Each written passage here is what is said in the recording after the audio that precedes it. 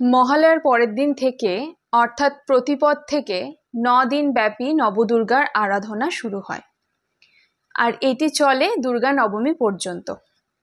এই 9 দিন মা দুর্গার 9টি রূপের প্রকাশ পায় এবং মা দুর্গা এই 9 দিনে 9টি রূপে পূজিতা হন।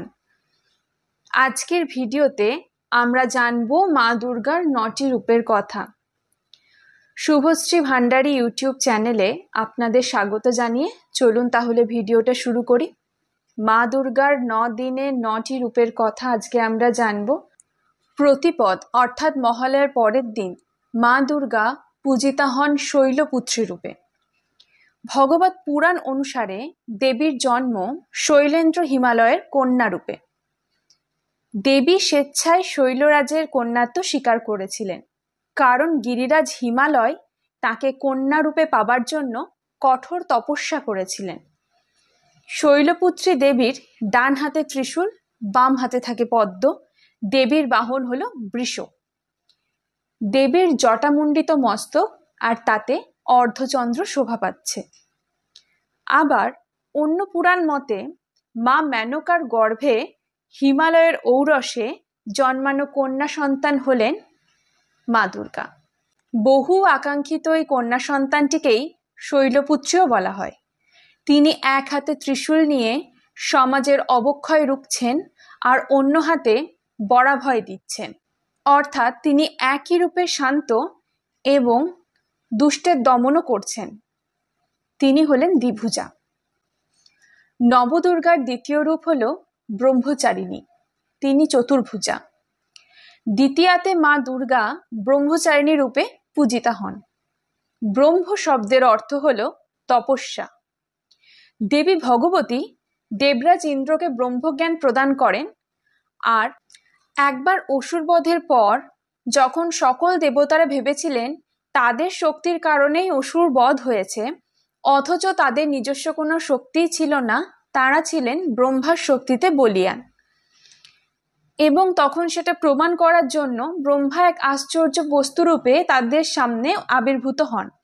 তখন দেবতারা অগ্নিদেবকে বলেন যে আপনি তো জাতবেদ, অর্থাৎ যিনি জন্মানো মাত্রই সবকিছু জেনে যান তাকেই আমরা বলি জাতবেদ। আর এটাই হলো অগ্নিদেবের অপর এক নাম। তো আপনি তো জানেন যে বস্তুটি কি। তখন অগ্নিদেব বলেন আমি সবকিছুকে দগ্ধ করতে পারি। তখন সেখানে উপস্থিত যক্ষরূপী ব্রহ্মা বলেন যে আপনার সামনে যে তৃণখণ্ডটি আছে সেটিকে আপনি দগ্ধ করে দেখান। তো অগ্নিদেব তার সমস্ত শক্তি দিয়েও কিন্তু সেই তৃণখণ্ডটাকে দগ্ধ করতে পারেনি। এরপর বায়ুদেবকে বলা হয় যে তৃণখণ্ডটিকে উড়িয়ে দেখানোর জন্য, কিন্তু আশ্চর্যভাবে বায়ুদেবও কিন্তু তৃণখণ্ডটাকে এক চুলও ওড়াতে পারেনি। তারপর দেবরাজ ইন্দ্র এক মনে সেই যক্ষকে ধ্যান করলেন এবং তিনি দেখতে পেলেন হৈমবতী উমাকে। উমার কাছে তখন তিনি ওই যক্ষের পরিচয় জানতে চাওয়ায় উমা বলেন তিনিই হলেন স্বয়ং ব্রহ্মা। এভাবেই হয়েছিল দেবরাজ ইন্দ্রের ব্রহ্মজ্ঞান লাভ। এই ব্রহ্মচারিণী দেবীর রূপ জ্যোতিতে পরিপূর্ণ। তার ডান হাতে আছে রুদ্রাক্ষের মালা এবং বাঁ হাতে কমণ্ডলু। তাঁরও বাহন বৃষ। তার বসন শুভ্র। মৃগচর্মের উত্তরীয় তার গলায়। তিনি একাগ্র চিত্তে তপস্যা করে সাধনায় উত্তীর্ণ হয়ে সফল হয়েছিলেন সাধিকা রূপে। নবদুর্গার তৃতীয় রূপ হল চন্দ্রঘণ্টা। তিনি তৃতীয়াতে মা দুর্গার রূপ হিসেবে পূজিতা হন। চন্দ্রঘণ্টা দেবীর চন্দ্রের ন্যায় লাবণ্যযুক্ত, মাথায় তার চাঁদ। মা দুর্গার কাছে মহিষাসুর বধের জন্য দেবরাজ ইন্দ্রের দেওয়া একটি বিশেষ ঘণ্টা ছিল, যার মধ্যে গজরাজ ঐরাবতের মহাশক্তি নিহিত ছিল। সেই ঘণ্টা যখন দেবরাজ ইন্দ্র মা দুর্গাকে দিয়েছিলেন, তখন সেই ঘণ্টার ধ্বনিতে প্রচণ্ড দুরাচারী দানব দৈত্যকুল ভীত সন্ত্রস্ত হয়ে পড়েছিল। দশভুজা দেবীর হাতে কমণ্ডলু, তরোয়াল, গদা, ধনুক, পদ্ম, ত্রিশূল ও জপের মালা থাকে। সোনালী বর্ণের গায়ের রং চন্দ্রঘণ্টা দেবীর।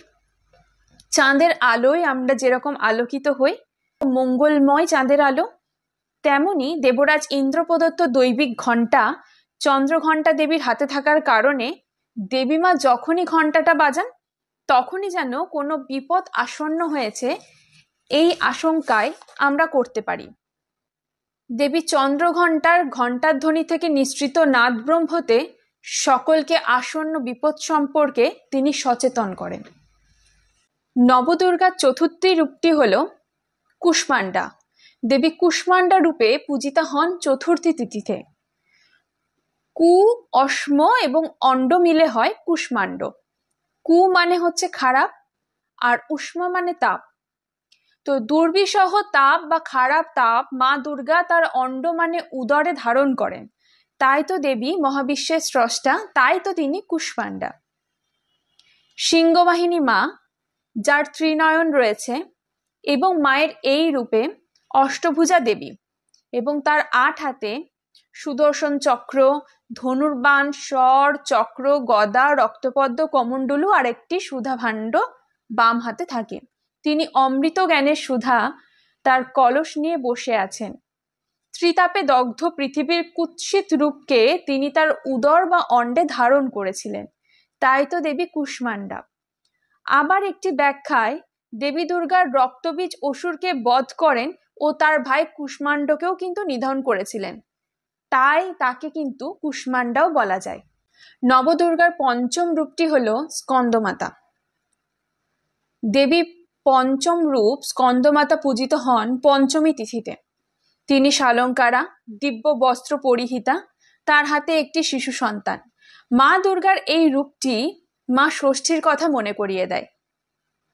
কার্তিকের অপর নাম স্কন্দ, তিনি তো কার্তিকের মা, তাই দেবসেনাপতি স্কন্দ বা কার্তিকের মাকে কিন্তু স্কন্দমাতাও বলা হয়। শক্তিরূপিণী মা দুর্গা তার এই পঞ্চম রূপে আরো বেশি আলোকিত, কারণ তার এই রূপে মাতৃত্ব প্রকাশ পাচ্ছে। এটি হলো নবদুর্গার পঞ্চম রূপ স্কন্দমাতা। পুরাণে আছে তারকাসুরের জ্বালায় অতিষ্ঠ দেবতাগণ ব্রহ্মার পরামর্শে যখন মা দুর্গার শরণাপন্ন হয়েছিলেন তখন গিরিরাজ ও মেনকার ঘরে উমা জন্মেছিলেন। উমা জানতেন তার ও দেবাদিদেব মহাদেবের পুত্র স্কন্দই পারবেন এই তারকাসুরকে বধ করতে। পরে কার্তিকের জন্ম হলে কার্তিকেয় তারকাসুরকে বধ করেন এবং মা দুর্গা স্কন্দমাতা রূপে পূজিতা হন। নবদুর্গার ষষ্ঠ রূপটি হল কাত্যায়নী। মা দুর্গা কাত্যায়নী রূপে পূজিতা হন দুর্গা ষষ্ঠীতে। এক পুত্রের পিতা বৈদিক ঋষি কাত্যায়নের ইচ্ছা হয় একটি কন্যা সন্তানের। দেবী পার্বতী তপস্যা করে তিনি অভীষ্ট পূরণ করেন এবং তুষ্ট হয়ে দেবী তার কন্যা কাত্যায়নী রূপে জন্ম নেন। ইনি মহিষাসুরকে বধ করেছিলেন। ভগবত পুরাণে আবার কাত্যায়নী ব্রজের দুর্গা রূপে পরিচিত। দাপর যুগে বৃন্দাবনের গোপীরা মা দুর্গার কাছে মানত করতেন যে তারা যেন শ্রীকৃষ্ণকে পতি হিসেবে পান, তাই সেখানে কিন্তু মা দুর্গা বা মা কাত্যায়নী গোপবালা রূপেও পূজিতা হন। এই কাত্যায়নীর শরীর ছিল হরিদ্বর্ণা এবং তার নেত্র ছিল ভাবপূর্ণ। এই মা দুর্গা অষ্টভুজ বিশিষ্টা এবং মায়ের বাহন হচ্ছে বাঘ। কাত্যায়নী দেবীর 8 হাতে শঙ্খ, চক্র, তরোয়াল, ধনু এবং মস্তকে চন্দ্র শোভা পাচ্ছে। এই দেবীর রূপ অতি স্নিগ্ধ। নবদুর্গার ষষ্ঠ রূপ এই কাত্যায়নী পূজিত হন, আগেই বললাম, দুর্গা ষষ্ঠীতে। নবদুর্গার সপ্তম রূপটি হল কালিকা স্বরূপ কালরাত্রি। দুর্গা সপ্তমীতে দেবী পূজিতা হন কালরাত্রি রূপে। ঋগ্বেদ অনুযায়ী পরমাত্মাই হলেন এই রাত্রি দেবী। প্রলয়কালে এই কৃষ্ণবর্ণার রাত্রিরূপিণী মাতার কোলে বিশ্বের বিনাশ হয়েছিল। খোলা চুলে শক্তিরূপিণী দেবীর হাতে অসি, শূল, কুঠার ধারণ করে তিনি ধাবমান হয়েছিলেন শত্রুর দিকে। দেবী হলেন ত্রিনয়নী। এক হাতে মায়ের থাকে বরাভয় ভক্তদের জন্য, আর এই কালিকা রূপে মায়ের বাহন হলো গর্ধব। একদিকে মা ভয়ঙ্করী আর অন্যদিকে তিনি করুণাময়ী, শুভ ফল প্রদান করেন, তাই তিনি মাতা শুভঙ্করী। বিষ্ণু যখন যোগনিদ্রায় শায়িত থাকেন অনন্ত শয্যায়, তখন সেই যোগনিদ্রারূপিণী মাই হলেন দেবী কালরাত্রি। সপ্তমী তিথিতে এই মা পূজিতা হন আমাদের কাছে। নবদুর্গার অষ্টম রূপটি হল মহাগৌরী। দুর্গাষ্টমীতে মায়ের এই রূপটি অর্থাৎ মহাগৌরী রূপটি পূজিতা হন। তার বসন হলো সাদা, দেবীর বাহন ষাঁড়। এই দেবীও ত্রিনয়না। এই দেবীর এক হাতে থাকে বরাভয়, বাকি 3 হাতে ত্রিশূল, পদ্ম, ডমরু। মহাগৌরী হলেন সন্তান বৎসলা এবং শিব সোহাগিনী। তার বর্ণ হলো গৌর বর্ণ। এই দেবী হলেন দুর্গা স্বরূপিণী। আমরা যে প্যান্ডেলে দুর্গা ঠাকুরগুলো দেখি, সেই দুর্গা ঠাকুরগুলো কিন্তু মহাগৌরীর রূপের আদলেই তৈরি হয়। নবদুর্গার সর্বশেষ এবং নবম রূপটি হল সিদ্ধিদাত্রী। মা দুর্গা এই রূপে পূজিতা হন মহানবমীর দিনে। সিংহবাহিনী এই দেবী, 4 হাতে থাকে আশীর্বাদী মুদ্রা এবং তিনি সিদ্ধি দান করেন ভক্তদের। দেবী ভগবত পুরাণ অনুযায়ী মহাদেব পার্বতীকে সিদ্ধিদাত্রী রূপে পূজা করেছিলেন সর্বসিদ্ধি লাভের আশায়। আবার গীতায় বলা আছে, অর্জুনের প্রার্থনায় সন্তুষ্ট হয়ে দেবী দুর্গা সিদ্ধি লাভের আশীর্বাদ করেছিলেন। এই ছিল আজকের নবদুর্গা কথা ও মা দুর্গার 9টি রূপের বর্ণনা। সকলের দুর্গাপুজো খুব ভালো কাটুক। আপনারা যদি মহালয়ার ভিডিওটি দেখতে চান, আমার চ্যানেলে আসে, মহালয়া সম্পর্কে অনেক তথ্য সেখানে দেওয়া আছে। তো আপনাদের যদি মনে হয় যে মহালয়া সম্পর্কে তথ্যগুলো সংগ্রহ করবার বা কেন তর্পণ করা হয় সেই সম্বন্ধে জানবার, তো আপনারা ওই ভিডিওটা চেক করতে পারেন, দেখতে পারেন। আর এই ভিডিওটা ভালো লাগলে, আর নবরাত্রির 9 দিনে কি কি মায়ের রূপ পূজিতা হন, মা কি কি রূপে আবির্ভূতা হয়েছেন এবং মায়ের এই 9টি রূপের বর্ণনা এই ভিডিওতে রইল। আপনারা যদি চান বন্ধুদের সঙ্গে শেয়ার করতে পারেন, আর ভিডিওটাতে একটা লাইক করবেন ভালো লাগলে, আর কমেন্ট করবেন। কিছু ভুল ত্রুটি হলে আমাকে জানাবেন। আর চ্যানেলটিকে সাবস্ক্রাইব করে চ্যানেলের পাশে অবশ্যই থাকবেন। দেখা হবে পরের ভিডিওতে। ধন্যবাদ।